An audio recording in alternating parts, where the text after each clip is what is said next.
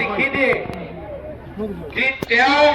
হিমন্ত বিশ্ব শৰ্মা ডাঙৰীয়াক আক্ৰমণ কৰিব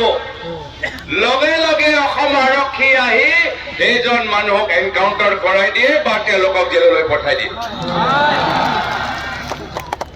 অসমৰ এগৰাকী জীয়ৰী উজনি অসমত যদি ফেচবুকত কবিতা লিখে লগে লগে তেওঁলোকক জেললৈ পঠাই দিয়ে যদি কংগ্ৰেছৰ কোনোবা এজন মুখপাত্ৰ গুজৰাটত যদি কিবা কথা কয় লগে লগে অসম আৰক্ষী গুজৰাটত গৈ এৰেষ্ট কৰি লৈ আনে কিন্তু এতিয়া যেতিয়া মৌলানা আজমল ডাঙৰীয়া অপমানজনক কথা কৈছে যি কথাবোৰ আমি গৰিহণা দিছো এতিয়া তেওঁ যেতিয়া হিমন্ত বিশ্ব শৰ্মা ডাঙৰীয়াক অসন্মানজনক কথাবোৰ কৈছে মই প্ৰশ্ন কৰিছো হিমন্ত বিশ্ব শৰ্মা ডাঙৰীয়া আপুনি কিয় নিমাত হৈ আছে এতিয়া আপোনাৰ আৰক্ষী ক'ত গ'ল এতিয়া একো কেছ নাই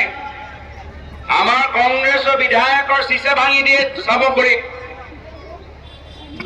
ধুবুৰী লোকসভা সাংসদ ৰকিবুল হুছেইন ডাঙৰীয়াৰ ওপৰত আক্ৰমণ কৰা হৈছিল বিজেপি গুণ্ডা বাহিনীৰ দ্বাৰা কিন্তু যেতিয়া মৌলানা আজমল ডাঙৰীয়াই হিমন্ত বিশ্ব শৰ্মা ডাঙৰীয়াৰ বিৰুদ্ধে কিবা কয় বিজেপি দলৰ গুণ্ডা বাহিনী নিমাত হৈ থাকে নীৰৱ হৈ থাকে এয়া কিয় অসম আৰক্ষীয়ে একো নকৰে কিয় কে দুয়োজন হল ককায়েক মামা ভাতিজা ইহঁতৰ দুজনৰ ক'ব পাৰে